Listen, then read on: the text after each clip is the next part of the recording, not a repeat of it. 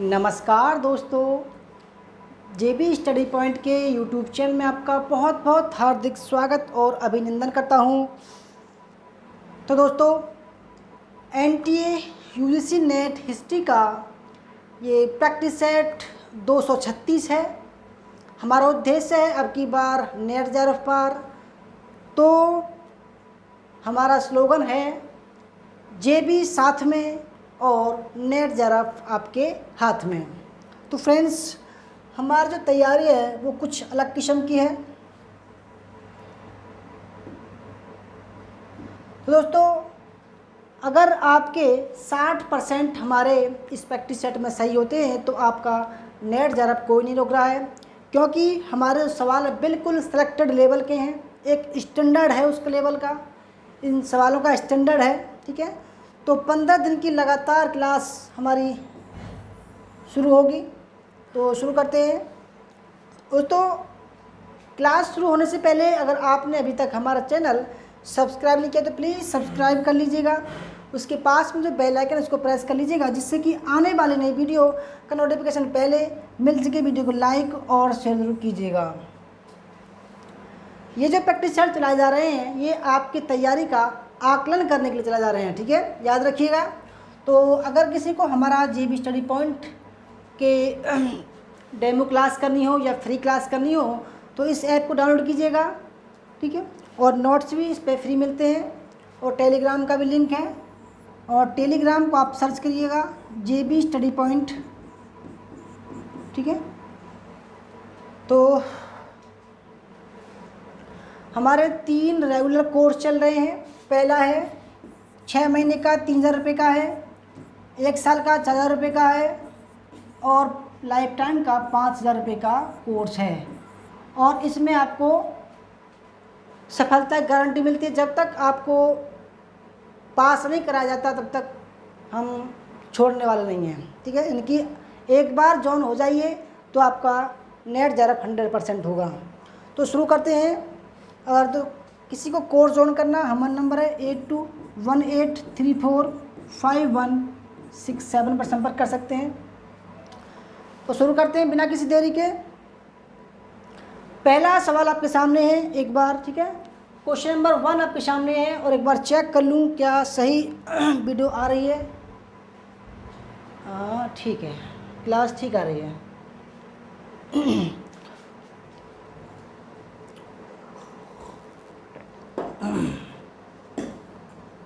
तो question number 1 आपके सामने है, दिल्ली सल्तनत के पतन से संबंधित कथनों पर विचार कीजिए। दिल्ली सल्तनत, ठीक है, जो 1206 में जिसकी स्थापना होती है कुतुबुद्दीन ऐबक के द्वारा और 1526 में इब्राहिम लोदी की मृत्यु के साथ में दिल्ली सल्तनत का अंत हो जाता है बाबर के द्वारा, ठीक है। तो उसी दिल्ली सल्तनत का बात कर रहे हैं।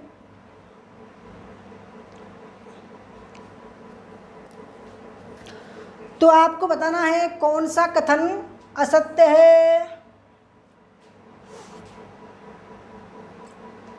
तो पहला देखते हैं, तुर्क सरदार तैमूर ने भारत पर आक्रमण किया था। बिल्कुल, देखो, तैमूर लंग नाम है इसका पूरा, तैमूर लंग। और इसने 1398 महमूद शाह के शासनकाल में आक्रमण किया था, ठीक है, ठीक है, पहला। दूसरा, दिल्ली सल्तनत के कमज़ोर उत्तराधिकारी विजित क्षेत्रों पर नियंत्रण नहीं रख सके। बिल्कुल ठीक है, जो भी उत्तराधिकारी थे कमज़ोर, उन्होंने क्या किया कि जिन बादशाहों ने राज्यों को जीता और उनकी मृत्यु के बाद में उनके जो उत्तराधिकारी हुए वो कमज़ोर हुए और उन्होंने जो है इस चीज़ का फ़ायदा नहीं उठाया कि भाई हम जो विरासत में जो मिला है राज्य है उसको संभाल सकें। तो क्या हुआ, धीरे धीरे उनसे जो राज्य था वो धीरे धीरे निकल गया। तीसरा भी ठीक है, इस समय अनेक स्थानीय प्रांत राजा रजवाड़े आदि स्वतंत्र रूप से शासन करने लगे थे। चौथा, दिल्ली सल्तनत के पतन के बाद लोदी वंश का शासन आया। बिल्कुल गलत है दोस्तों। लोदी वंश जो है, ठीक है, लोदी वंश 1451 में जो है बहलोल लोदी जो है इसकी स्थापना करता है। और इसके बाद बहलोल लोदी के बाद में सिकंदर लोदी आता है। सिकंदर लोदी कब आता है? 1489 में, और 1570 तक होता है। और इसके बाद में इब्राहिम लोदी आता है। इब्राहिम लोदी ये आता है 1517 से लेकर 26 तक। और पानीपत के प्रथम युद्ध में बाबर ने इब्राहिम लोदी को हरा दिया और 6 घंटे में ही इसको मौत के घाट उतार दिया। ठीक है, इब्राहिम लोदी को, यानी कि ये पहला सुल्तान था जिसको युद्ध के मैदान में मृत्यु प्राप्त हुई। तो कौन सा गलत है? ऑप्शन नंबर डी गलत है, यानी कि 4 गलत है। तो इसका मतलब option number D right answer हो जाएगा, क्योंकि ये असत्य है। क्वेश्चन नंबर 2 देखते हैं। क्वेश्चन नंबर 2, सल्तनत काल में स्वतंत्र हुए राज्यों के संबंध में विचार करना है आपको। ठीक है, सवाल को समझिएगा। सवाल बिल्कुल हल्के नहीं है, सवालों का एक स्टैंडर्ड है, मैंने बताया आपको। ठीक है, एक अच्छे लेवल के सवाल हैं। तो आपको दोस्तों थोड़ा बहुत तो दिमाग लगाना पड़ेगा, ऐसा नहीं है कि भाई, और आपको बताना है कौन सा कथन सत्य है। 3 ऑप्शन है आपके सामने और हर एक सवाल में 20 सेकंड का समय दिया जा रहा है आपको कमेंट करने के लिए।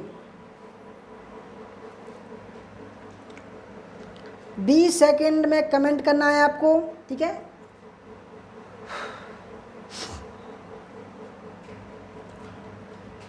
पहले देखते हैं, इस समय स्वतंत्र राज्यों में मालवा, गुजरात, कश्मीर, जौनपुर और बंगाल प्रमुख राज्य थे। बिल्कुल ठीक है भाई, कोई डाउट नहीं है इसमें।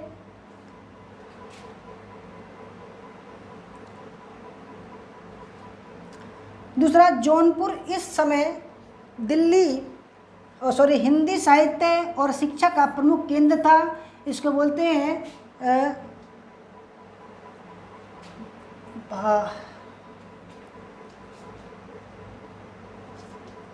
भारत का स्वराज बोलते हैं इसको।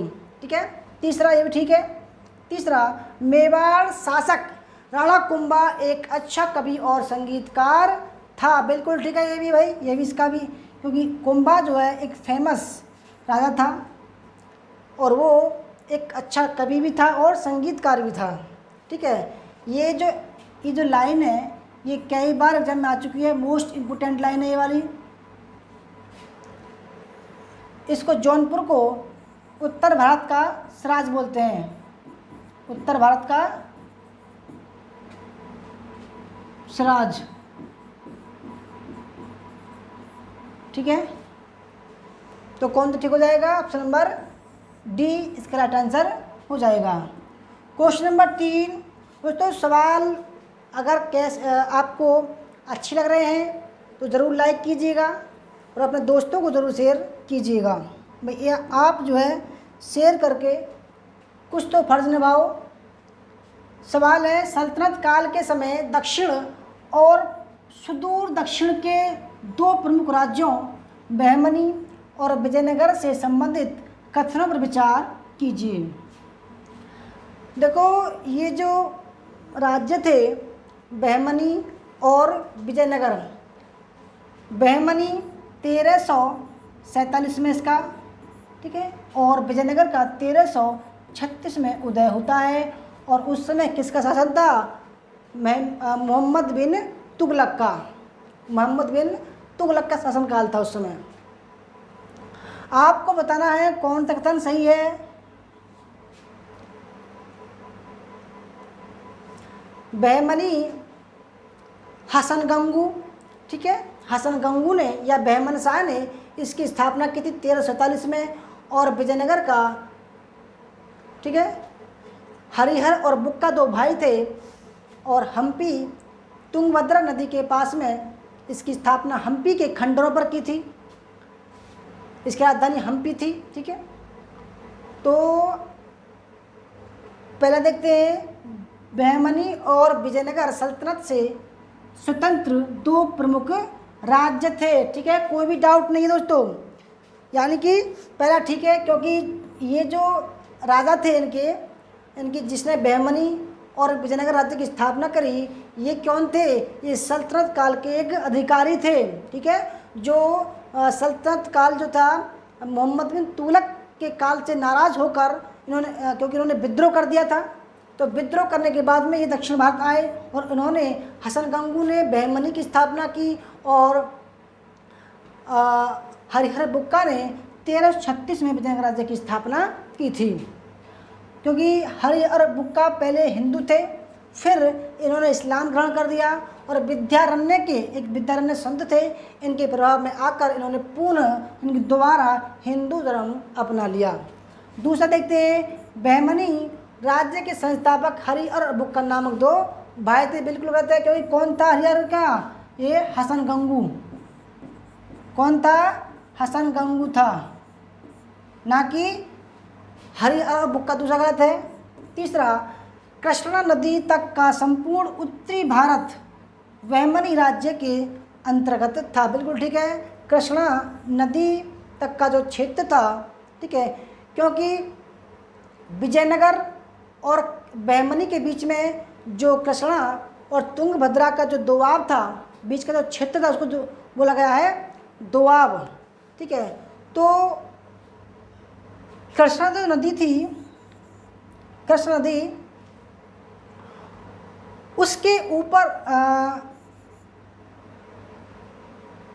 वो जो है एक सीमा रेखा काम करती थी, बहमनी और विजयनगर के बीच का काम। तो तीसरा भी ठीक है, यानी कि ऑप्शन नंबर इसका सी राइट आंसर हो जाएगा। ठीक है, कोई डाउट? क्वेश्चन नंबर 4 देखते हैं। सल्तनत काल में व्यापार की स्थिति पर विचार कीजिए। व्यापार, और आपको बताना है दोस्तों कि कौन सा कथन सही है। व्यापार की स्थिति पर आपको विचार करना है। तो आपको 20 सेकंड दिए जा रहे हैं कमेंट करने के लिए। सवालों का लेवल देखिए, ठीक है, लेवल कैसा है।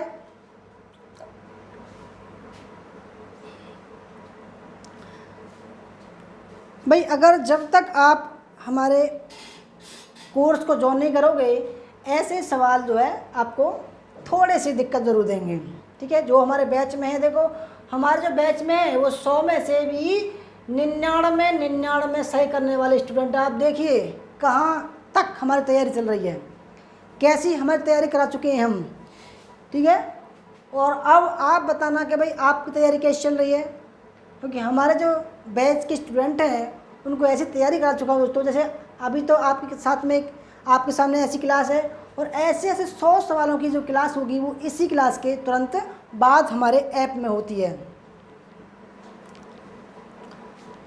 तो पहले देखते हैं, इस समय अधिकतर नगर व्यापार के प्रमुख केंद्र थे। बिल्कुल ठीक है।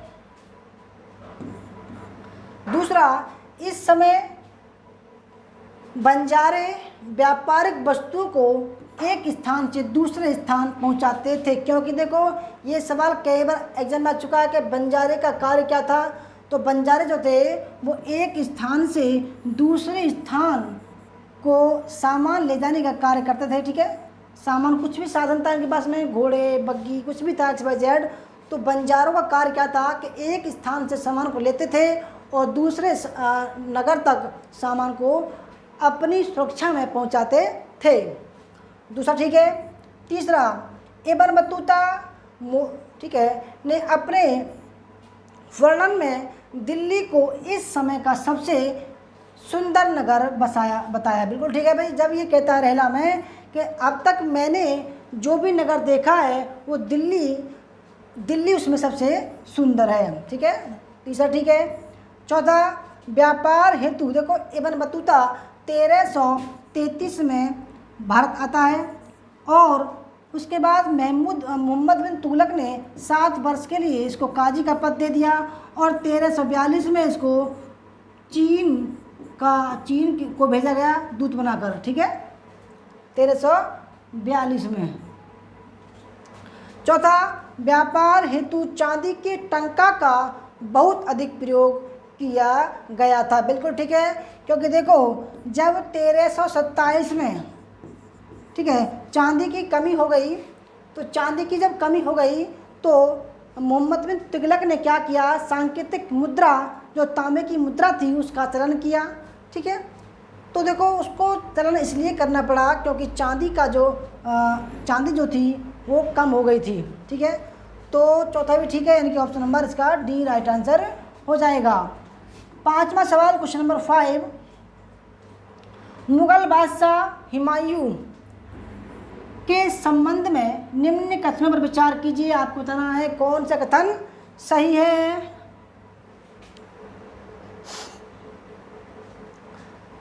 आपको कैसी लग रही है क्लास, अच्छी लग रही है तो जरूर लाइक कीजिएगा, शेयर कीजिएगा। देखो ज़बरदस्ती है नहीं किसी की कि भाई लाइक ही करना है तब क्लास आगे बढ़ेगी। अगर कंटेंट अच्छा लग रहा हो दोस्तों, अगर आपको हमारा कंटेंट अच्छा लग रहा हो तो ज़रूर लाइक कीजिएगा। ठीक है, अदरवाइज़ कोई दोस्तों आपसे फोर्स नहीं है कि भाई आप लाइक करो या शेयर करो। आपको अगर आपकी अंतर आत्मा कहती है कि हमारा JB स्टडी पॉइंट के पास में कंटेंट अच्छा है, अगर आपको लगता है कि भाई नेट जरफ वाला कंटेंट है तो ज़रूर लाइक कीजिएगा। तो आपको बताना है कौन सा कथन सही है। ठीक है, पहले देखते हैं, प्रारंभ में हुमायूं को अफगान सरदार, गुजरात के शासक और पूर्वी भारत के राज्यों से संघर्ष करना पड़ा। देखो शेरशाह सूरी कौन था, अफगान था। ठीक है, क्योंकि गुजरात के शासक से भी युद्ध करना पड़ा और पूर्वी भारत के राज्यों से भी, यानी कि बिहार, उड़ीसा जैसे राज्यों से भी संघर्ष करना पड़ा था। दूसरा ठीक है। तीसरा, शेरशाह सूरी ने हुमायूं को पराजित कर उसे देश से बाहर भागने पर विवश किया। बिल्कुल ठीक है, क्योंकि देखो 1539 में चौसा का युद्ध हुआ और 1540 में कन्नौज का युद्ध हुआ या बेलग्राम का। तो 1540 में ये जो है देश छोड़ गया था हार कर। ठीक है, तीसरा, अपने प्रवासन के दौरान, प्रवासन मतलब जब ये यानी कि युद्ध 1540 में हार कर जब देश से बाहर जा रहा था तो उसको बोला है प्रवासन के दौरान, अमरकोट में हुमायूं की पत्नी ने अकबर को जन्म दिया। बिल्कुल ठीक है, ये दिया था 1542 में, 1542-43 में। और उस समय जो अकबर की उम्र क्या थी जब उस शासन मिला, ये थी 13 वर्ष कुछ महीने। ठीक है, तो 1556 बैठा था, आपको पता है दोस्तों। ठीक है, तो तीसरा भी ठीक है, यानी कि option number D right answer हो जाएगा। कोई डाउट हो तो पूछ लीजिएगा। क्वेश्चन नंबर 6, विजयनगर शासक कृष्णदेव राय के संबंध में निम्न कथनों पर विचार कीजिए और आपको बताना है कौन सा कथन सही है। देखो हर एक सवाल एक अलग पहचान रखता है हमारा, और हर एक सवाल देख लेना आप कि 1 लाइनर कम मिलेगा और आपको कोई 3 लाइन का मिलेगा, कोई 4 लाइन का मिलेगा। देखो बेशक हम सवालों की संख्या कम ला रहे हैं, परंतु उनमें जो सवाल हैं वो लगभग 60-70 सवाल होते हैं। ठीक है, कभी भी काउंट कर लीजिएगा, हमारे जो सवाल होते हैं, जो 15-20 सवाल होते हैं, वो लगभग 15 या 45 या 15 चौका 60, यानी कि 45 और 60 के बीच में होते हैं। तो आप ये मान लीजिए कि आपको 1 मिनट में एक सवाल हो रहा है, और वो भी सो इम्पोर्टेंट। ठीक है, तो पहले देखते हैं, कृष्णदेव राय ने उड़ीसा राज्य पर विजय प्राप्त की। बिल्कुल ठीक है, कोई भी डाउट नहीं है, क्योंकि 1509 से लेकर 1529 तक इसने शासन किया। नुनीज और बारबोसा इसके काल में आए, तो कृष्णदेव राय ने उड़ीसा राज्य पर विजय प्राप्त की। ठीक है। दूसरा, राज्य में सिंचाई व्यवस्था के लिए बांधों और नहरों का निर्माण किया। बिल्कुल ठीक है, क्योंकि भाई जब ये सत्ता पर बैठा तो इसने अपने राज्य में व्यापार को और कृषि को भली भांति विकसित करने के लिए बांधों का, तालाबों का, कुओं का, नहरों का अच्छा खासा विकास किया। ठीक है। तीसरा, कृष्णदेव राय ने संस्कृत भाषा में अमुक्तमाल्यद नामक काव्य की रचना की। बिल्कुल गलत है, संस्कृत में नहीं, तेलुगु में की थी। किस में की थी दोस्तों? तेलुगु में की थी। और देखो, एक जाति थी नाई जाति, नाई जाति, इसको जो है विशेष छूट दी गई थी। विशेष, ये भी इम्पोर्टेंट फैक्टर है, विशेष छूट दी गई नाई जाति को। और देखो, कृष्णदेव राय के काल में नुनीज और बारबोस आए थे, सॉरी डोमिंगो पायस। और कुछ इम्पोर्टेंट फैक्ट बताऊंगा आपको मैं। ठीक है। और कृष्णदेव राय इसके काल में अष्टदिग्गज थे। इनके 8 तेलुगु कवि थे। ठीक है, 8 तेलुगु कवि थे, जिनमें अल्लासानी पेदन्ना जो है, कौन? अल्लासानी पेदन्ना जो है प्रमुख, पेदन्ना ये प्रमुख कवि थे। ठीक है, तो कौन सा ठीक हो जाएगा? तीसरा गलत है, इनकी option number C right answer हो जाएगा। सॉरी, सी नहीं, 1 और 2, यानी कि पहला। क्वेश्चन नंबर 7, अकबर की विजय युद्ध अभियान से संबंधित निम्न कथनों पर विचार कीजिए। कौन सा कथन सही है?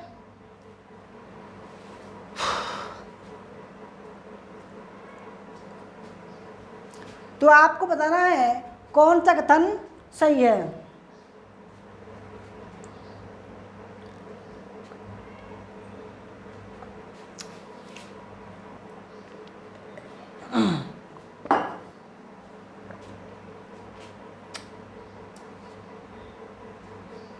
हर एक सवाल में 20 सेकंड का समय दिया जा रहा है आपको कमेंट करने के लिए। कमेंट कीजिएगा। ठीक है, एक बार देख लूँ क्या भाई क्लास सही चल रही है? बिल्कुल सही चल रही है, कोई भी डाउट नहीं क्लास में। तो पहले देखते हैं, गुजरात विजय उत्तर भारत की विजयों में सबसे महत्वपूर्ण थी। 1572 के करीब जो है, ठीक है, 1572 के करीब जो है, 72-73 में गुजरात की विजय की थी। और उसके उपलक्ष्य में, ठीक है, उसके उपलक्ष्य में विजय स्तंभ, अरे क्या नाम है उसका, जो बता दूंगा यार, स्तंभ है वो। ठीक है, दूसरा देखते हैं, अकबर ने मध्य भारत और अफगानिस्तान में कंधार को जीत लिया था। बिल्कुल ठीक है। देखो, 1595 तक अकबर ने उड़ीसा, कश्मीर, ठीक है, कंधार और सिंध, इन सब को जीत लिया था। ठीक है, किसको? कंधार को, सिंध को, कश्मीर को, उड़ीसा को, इन सब को 1595 तक जीत लिया था। तीसरा, दक्षिण भारत में अहमदनगर राज्य के विरुद्ध 8 साल तक अभियान किया था। बिल्कुल ठीक है, तो दक्षिण भारत में अहमदनगर राज्य के विरुद्ध उसने 8 साल तक राज्य किया था। और ये जो है अहमदनगर 1601 तक जीता था। ठीक है,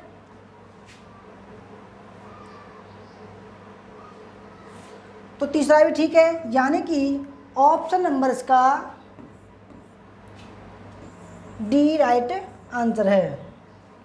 एक चीज़ याद नहीं आ रही है मुझे, जब गुजरात विजय के उपलक्ष्य में जो बनवाया था अरे क्या है यार, याद आएगा, चलो कोई बात नहीं, आगे याद आएगा। 8वां सवाल, 8वां, ब्रिटिश काल के संदर्भ में निम्नलिखित कथनों पर विचार कीजिए। आपको बताना है कौन सा कथन सही है। सॉरी दोस्तों, ये था बुलंद दरवाज़ा। क्या था? बुलंद दरवाज़ा, गुजरात विजय के उपलक्ष्य में। मुझे याद आ रहा था विजय दरवाज़ा, अब विजय दरवाज़ा कौन होता है? दोस्तों 20 सेकंड का समय है आपको कमेंट करने के लिए, ठीक है, कमेंट कीजिएगा।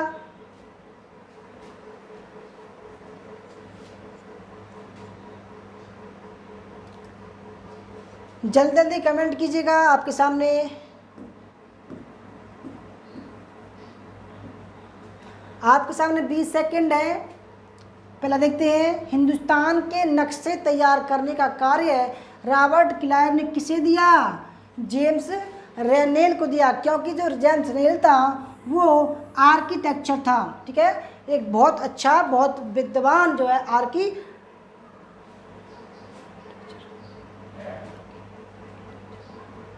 ठीक है, आर्किटेक्चर था, ठीक है। दूसरा देखते हैं, रॉबर्ट क्लाइव भारत का प्रथम गवर्नर जनरल था, बिल्कुल गलत है। देखो, भारत का प्रथम गवर्नर जनरल कौन था? देखो, सबसे पहले बना बंगाल का प्रथम गवर्नर कौन था? वारेन हेस्टिंग्स था। कौन था? वारेन हेस्टिंग, ठीक है।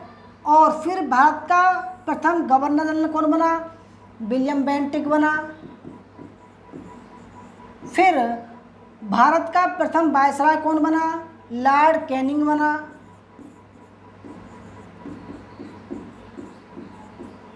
ठीक है, लॉर्ड कैनिंग। तो दूसरा गलत हो जाएगा। तीसरा, भारत का अंतिम गवर्नर जनरल लॉर्ड माउंटबेटन था, बिल्कुल ठीक है जी, कोई भी डाउट नहीं है, ठीक है। तो कौन सा ठीक हो जाएगा? Option number C right answer हो जाएगा।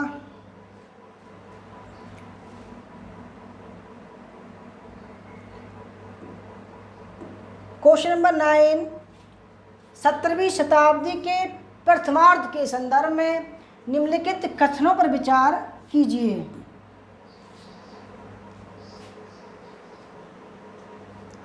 आपको बताना है कौन सा कथन सही है।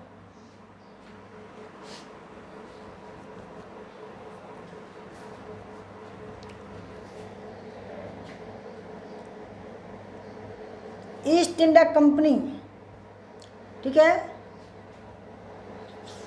17वीं शताब्दी का मतलब हो गया 1610 के बीच में, ठीक है, प्रथमार्ध।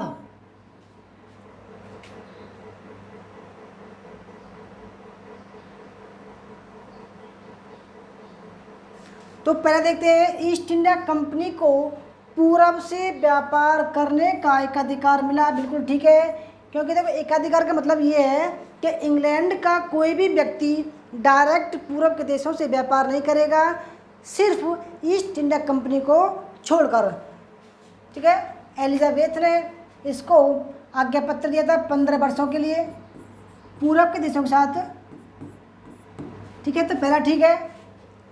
दूसरा, भारत के बने बारीक सूती कपड़े और रेशम की यूरोप के बाज़ारों में अधिक मांग थी, बिल्कुल ठीक है भाई। तभी तो जब देखो 1483 में, सॉरी 1453 में जब कुस्तुनतुनिया पर तुर्की का आक्रमण होता है, अधिकार होता है, तो क्या हुआ? देखो, ये भारत है, ये भारत हो गया, ठीक है, ये हो गया यूरोप, ये मध्य एशिया हो गया। तो जब यह कुस्तुनतुनिया है, तो यहाँ के जो व्यापारी थे यहाँ पर आते थे और यहाँ के व्यापारी यहाँ पर मिलते थे। तो जब तुर्कों का इस पर आक्रमण हो गया और इन्होंने जो है व्यापार को बिल्कुल बंद कर दिया, तो यूरोप के पास में अब कोई चारा नहीं बचा यहाँ से जो है व्यापार करने का। तब इन्होंने क्या किया, स्पेन ने, पुर्तगाली लोगों ने क्या किया, समुद्र के रास्ते जाना शुरू कर दिया, ठीक है। तो क्योंकि सूती कपड़ा मसाले, रेशम की जो है यूरोप में काफ़ी डिमांड थी। तो दूसरा भी ठीक है। तीसरा, इस समय तक पुर्तगाली भारत के पश्चिमी तट पर अपनी उपस्थिति दर्ज करा चुके थे। बिल्कुल ठीक है जी, कोई भी डाउट नहीं है। क्योंकि देखो 1498 में जब वास्को डी गामा कालीकट आता है तो ये कौन सी शताब्दी हुई? ये हुई आपकी 15वीं शताब्दी के लास्ट में। और जब कालीकट आया फिर जो है अल्फांसो डी अल्बुकर्क भी आया, अल्मीडा भी आया, फिर उसके बाद में अल्बुकर्क आया। तो धीरे धीरे क्या हुआ, इन्होंने साम्राज्य देखो व्यापार भी किया, फिर धीरे धीरे साम्राज्य विस्तार भी किया। तो 17वीं शताब्दी तक आते आते इन्होंने अपनी उपस्थिति जो है दर्ज करा चुके थे अच्छी तरीके से। जैसे कि गोवा पर अधिकार कर लिया था 1510 में, ठीक है, हरमुज भी जीत लिया था, मलक्का भी जीत लिया था, ठीक है। तो कौन सा ठीक हो जाएगा? तीसरा भी ठीक है, ऑप्शन नंबर डी ठीक हो जाएगा। क्वेश्चन नंबर 10 देखते हैं। क्वेश्चन नंबर 10, प्लासी के युद्ध के संदर्भ में निम्नलिखित कथनों पर विचार कीजिए और आपको बताना है कौन सा कथन सत्य है। प्लासी का युद्ध कब हुआ था ये भी आपको याद रखना है। 1757 में। कब? 20 जून, ठीक है, 20 जून 1757 को शुरू हुआ था युद्ध। और मीर जाफ़र ने सिराजुद्दौला के खिलाफ जो है बगावत कर दी थी।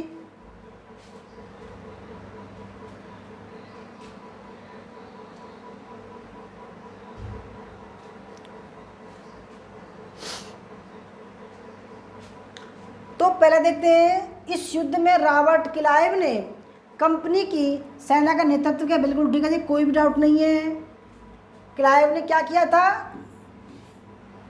ईस्ट इंडिया कंपनी की सेना का नेतृत्व किया था। दूसरा, सिराजुद्दौला के सेनापति मीर जाफ़र की टुकड़ियों ने इस युद्ध में हिस्सा नहीं लिया था। देखो जिस दिन युद्ध हो रहा था तो जब सेना आमने सामने थी तो जो मीर जाफ़र की टुकड़ी थी वो जो है उसने जो है हिस्सा नहीं लिया, क्योंकि जो मीर जाफ़र था वो अंग्रेज़ों से मिल चुका था।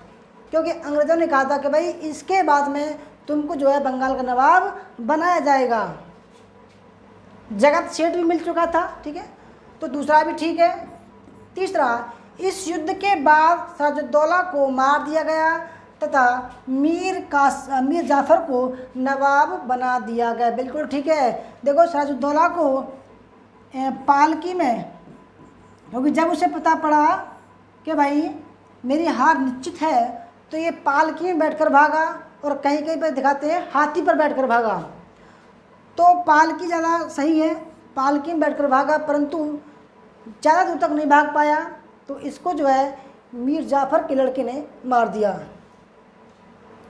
तो ये भी ठीक है, ये भी ठीक है, ये भी ठीक है, यानी कि option number D right answer है। और देखो जो मीर कासिम था, मीर जाफ़र का दामाद था।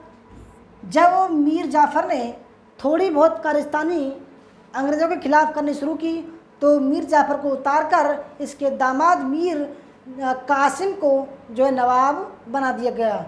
जो मीर कासिम है दोस्तों वो बक्सर में अंग्रेजी पढ़ाता था। तो क्वेश्चन नंबर 11 देखते हैं। क्वेश्चन नंबर 11, सहायक संधि के संदर्भ में निम्नलिखित कथनों पर विचार कीजिए और आपको बताना है कौन सा कथन सही है। सहायक संधि देखो, सहायक संधि का जो जन्मदाता है वो कौन है? वो डुप्ले है, डुप्ले। फिर लॉर्ड वेलेस्ली की सहायक संधि ने पूरा तहस नहस कर दिया, ठीक है। जो लॉर्ड वेलेस्ली आया वो 1799 में उसने अपनी सहायक संधि शुरू की और साम्राज्य विस्तार को लागू कर दिया, साम्राज्य विस्तार की नीति को।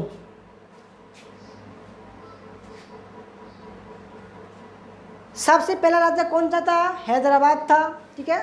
हैदराबाद ने जो है 1799 में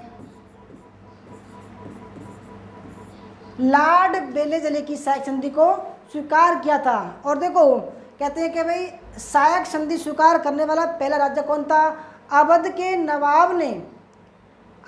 नवाब ने जो है सहायक संधि स्वीकार की थी। फिर लॉर्ड बेलेजली ने भी सहायक संधि को लागू किया। फिर उसके लॉर्ड बेलेजली की सहायक संधि थी, उसके तहत हैदराबाद ने जो है उसको अपनाया था। तो पहले देखते हैं, इस व्यवस्था को स्वीकारने वाली रियासतों को स्वतंत्र सेनाएं रखने का अधिकार नहीं होता था। तो फ्रेंड्स देखो, जो 11वां सवाल है, ठीक है, उसमें पहला ठीक है, क्योंकि देखो जो सेनाएं थी वो ब्रिटिश अपनी सेना देते थे और खर्च, और उन जो सेना का जो खर्च था वो जो राजा था वो उठाता था, क्योंकि उसको रेजिडेंट भी रखना होता था और रेजिडेंट की सुरक्षा के लिए सेना भी रखनी पड़ती थी, और उन सब का जो वेतन था वो राजा देता था। पहला ठीक है। दूसरा, इस संधि के तहत रियासतों को सुरक्षा के बदले कंपनी द्वारा रखी गई सहायक सेना का खर्च कंपनी को चुकाना पड़ता था।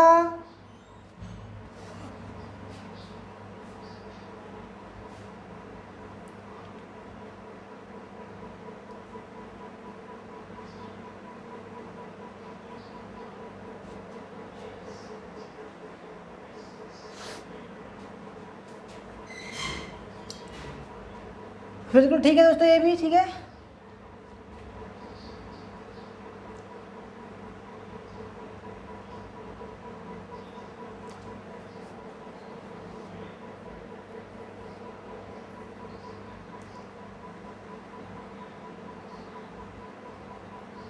इस संधि के तहत रियासतों को सुरक्षा के बदले हमारा ठीक है सहायक सेना का खर्च भी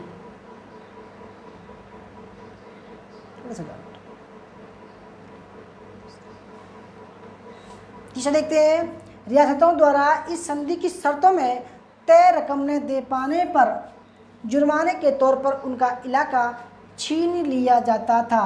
बिल्कुल ठीक है ये भी।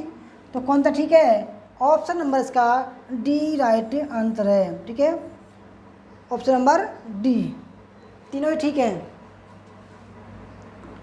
12वां सवाल क्वेश्चन नंबर 12 है। क्वेश्चन नंबर 12 है,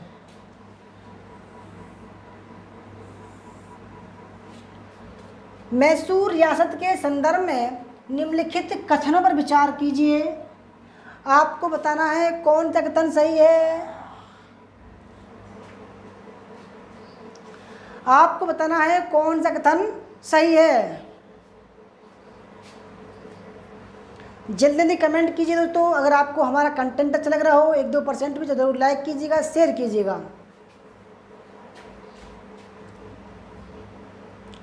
पहले देखते हैं, हैदर अली और टीपू के समय मालाबार तट पर होने वाला व्यापार मैसूर रियासत के नियंत्रण में था। देखो 12 का पहला भी ठीक है। दूसरा, टीपू सुल्तान को शेर मैसूर कहा जाता था। बिल्कुल ठीक है। तीसरा, टीपू ने अपनी सेना के आधुनिकीकरण के लिए डचों की सहायता ली। बिल्कुल कहते हैं, डचों की नहीं, फ्रांसीसियों की ली।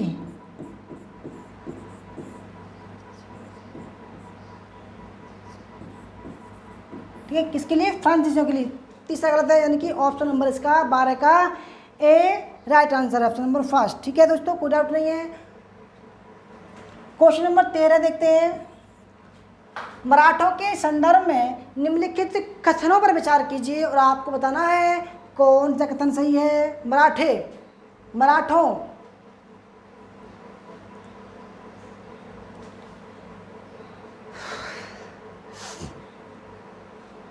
जल्दी जल्दी कमेंट करिए दोस्तों। टाइम मुझे लग रहा है ज़्यादा हो गया बात करते करते। दोस्तों एग्ज़ाम आपका नज़दीक है, बिल्कुल भी डरिएगा नहीं। ठीक है, बिल्कुल भी डरिएगा नहीं। देखो अपनी मेहनत पर विश्वास करो। हमने एक कहानी पढ़ी थी कि मेहनत पर विश्वास करो, अच्छे नंबर या अच्छे अंक आपको अवश्य मिलेंगे। तो दोस्तों अपनी देखो, इस समय डरने का नहीं बिल्कुल भी। इस समय आप अपने आप को मजबूत बनाए रखो, स्ट्रॉन्ग बनाओ, क्योंकि यही अगर आप मजबूत हुए तो एग्ज़ाम आपके हाथ में होगा। ठीक है, आप अपनी तैयारी पर और विश्वास कीजिए कि भाई जो मैंने पढ़ा है उसमें सही आएगा। रिजल्ट होगा वो देखा जाएगा बाद में, बिल्कुल घबराओ मत। क्योंकि दोस्तों मैंने ऐसे देखा है कि बच्चे तैयारी तो अच्छी करके जाते हैं परंतु एग्ज़ाम में वो होपलेस हो जाते हैं। तो होपलेस नहीं होना आपको। तो पहले देखते हैं, मराठों का दिल्ली प्रशासन का सपना पानीपत की तीसरी लड़ाई में टूट गया। बिल्कुल ठीक है जी, कोई डाउट नहीं है। क्योंकि 1761 में जब अहमद शाह अब्दाली ने पानीपत का तीसरा युद्ध लड़ा तो उसमें मराठों की बहुत भयंकर हार हुई। दूसरा, मराठा सरदार एक पेशवा के अंतर्गत एक कॉन्फेडरेंसी राज्य मंडल के सदस्य थे। बिल्कुल ठीक है, जो सभी सरदार थे वो पेशवा के नीचे काम कर रहे थे। ठीक है।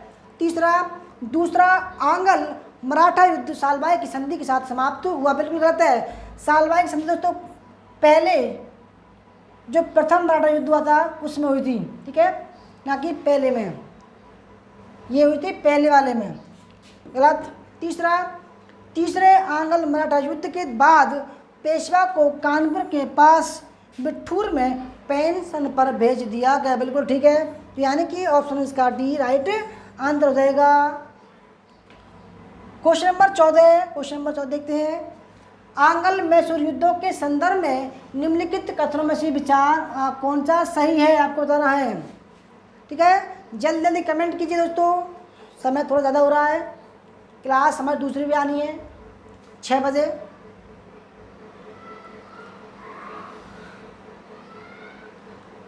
हमारी 100 सवालों की एक सीरीज आएगी, डेली आती है। 100 सवालों का एक टेस्ट होता है दोस्तों, ऐसे ही। तो आपको बताना है कौन सा कथन सही है।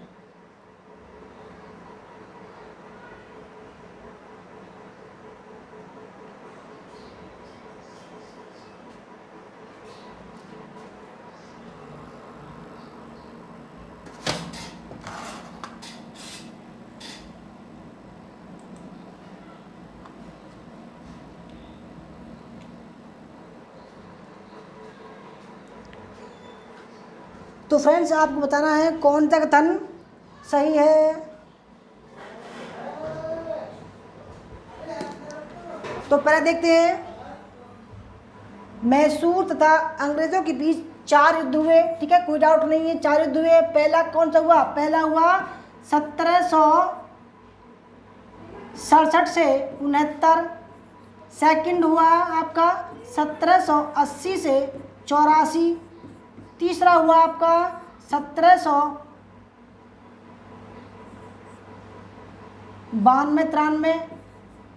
ठीक है, और तीसरा हुआ आपको 1799। ठीक है, 4 युद्ध हुए। तीसरे आंग्ल मैसूर युद्ध में हुई संधि के अनुसार टीपू के 2 बेटों को अंग्रेजों ने बंधक के रूप में अपने पास रख लिया। बिल्कुल ठीक है जी, कोई भी डाउट नहीं है। तीसरा है, चौथे आंग्ल मैसूर युद्ध 1799 के बाद मैसूर का राजकाज पुराने बोडियार राजवंश के हाथों में सौंप दिया गया। बिल्कुल ठीक है जी, कोई डाउट नहीं है। तो कौन सा ठीक है? ऑप्शन नंबर डी ठीक है। क्वेश्चन नंबर 15,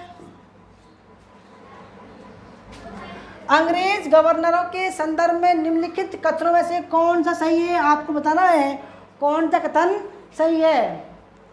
जल्दी जल्दी कमेंट कीजिए। तो दोस्तों कैसी लग रही है आपको क्लास, ज़रूर कमेंट कीजिएगा।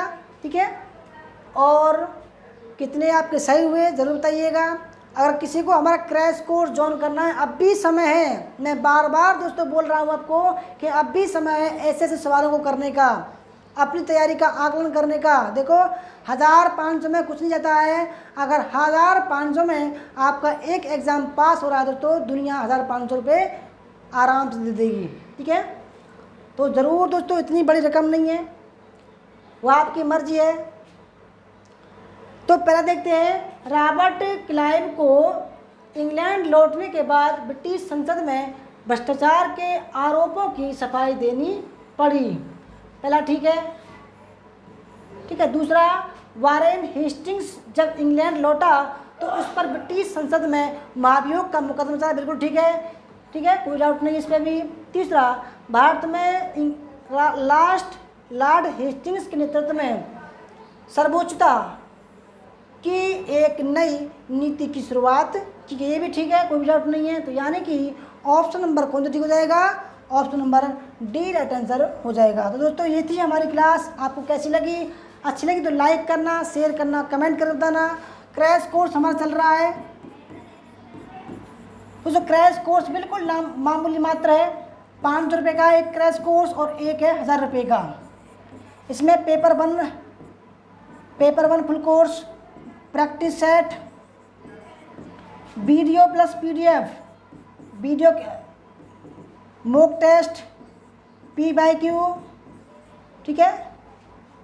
और इसमें 30,000 सवाल है, आपको 30,000 सवाल मिलेंगे आपको इसमें, ठीक है। इसमें क्या है, 15,000 सवाल मिलेंगे आपको, प्रैक्टिस सेट, मॉक टेस्ट और P/Q मिलेगा।